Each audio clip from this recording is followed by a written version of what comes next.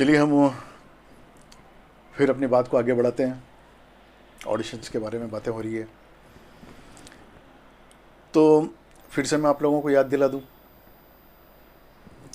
आप जब भी ऑडिशन देने जाते हैं तो ये ध्यान रखिए कि हर दिन आपको एक नया कैरेक्टर मिल रहा है, हर दिन आपको एक नई परफॉर्मेंस देनी है। आपने पिछली बार क्या किया उसे भूल जाएं, लेकिन आपने पिछली बार क्या गलती की वो अपने दिमाग में रखें। क्योंकि हर बार ऑडिशन देने के बाद में आप घर पे जब भी जाएंगे तो आपको ये याद रखना है कि मैंने क्या किया था यार, मुझसे कहाँ भूल हो गई, मुझसे कहाँ गलती हुई। तब नेक्स्ट डे जब आप जाएंगे तो आपको वो गलती फिर से नहीं करनी है। बाकी तो वही बातें हैं सारी।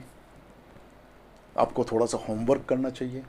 अगर आपको एक दिन पहले उस कैरेक्टर का ब्रीफ मिलता है तो आपको उस कैरेक्टर के बारे में थोड़ा सा होमवर्क कर लेना चाहिए। जैसे कि अगर आपको एक डॉक्टर का कैरेक्टर करना है तो डॉक्टर हमेशा सिंपली बैठ के बड़े सॉफ्ट सी बात करते हैं, बड़े साधारण से अंदाज में वो बात करते हैं, वो ज़्यादा लाउड नहीं होते हैं। ऐसा नहीं है कि वो एक कोई हथौड़ा मार मैकेनिक है कि तुम्हारे पेशेंट के सर में दर्द है, उसको मैं एक्सरे करूंगा, उसका एमआर करूंगा, उसे बचा लूंगा। वो हथौड़ा मार के आपसे बात नहीं करेगा। सॉरी। तो डॉक्टर जो है वो बड़ी सॉफ्ट बात करते हैं, तो आपको उसके अकॉर्डिंग बहुत सॉफ्टली बात करनी है। और वही सब कि अपने चेहरे के हाव भाव, अपने आँखों को ज़्यादा से ज़्यादा इस्तेमाल करें,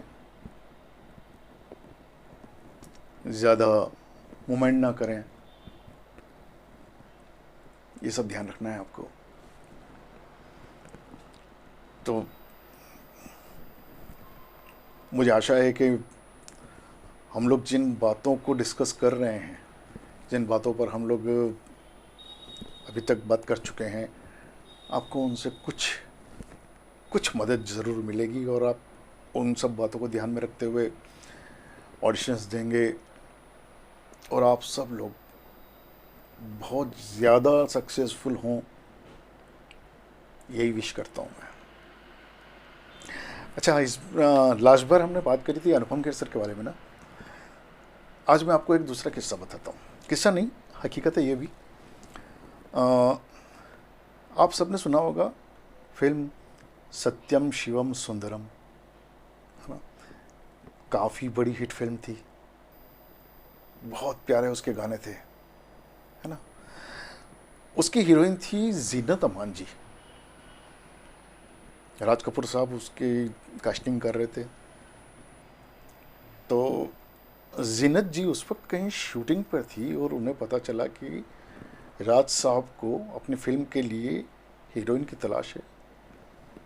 और वो हीरोइन इस तरह से दिखती है, वो हीरोइन इस तरह से बात करती है, और एक मतलब एक छोटा मोटा सा उनको आइडिया था कि मतलब वो कैरेक्टर किस टाइप का है।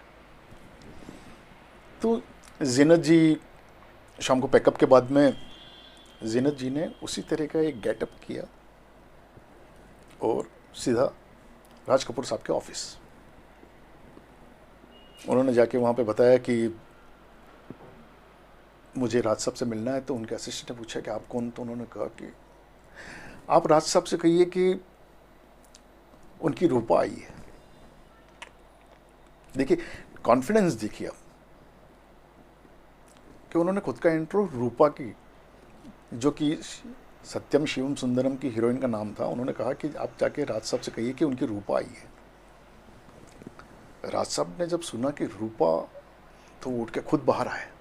आके जब उन्होंने देखा कि जीनत जी उनके सामने खड़ी है, उसी गेटअप में, उसी तरह की उन्होंने साड़ी पहनी हुई है, और सबसे हाईलाइट की जिस तरह से फिल्म में जीनत जी का चेहरा जला हुआ था, जीनत जी मेकअप करके अपने चेहरे पर एक टिश्यू पेपर लगाकर उसको इस तरह से चिपका कर और कुछ मेकअप करके आई थी कि वो ऐसा लग रहा था कि उनका गाल जला हुआ है।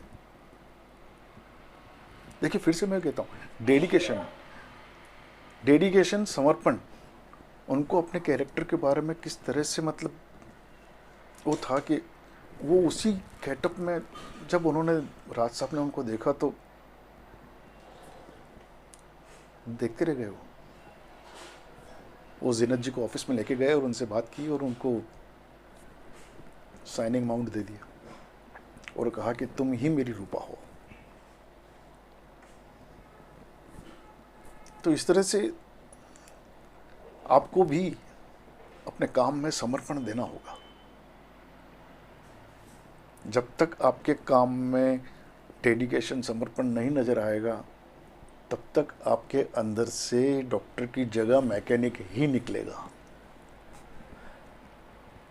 तो आपको मैकेनिक नहीं, डॉक्टर बनना है। डॉक्टर की तरह,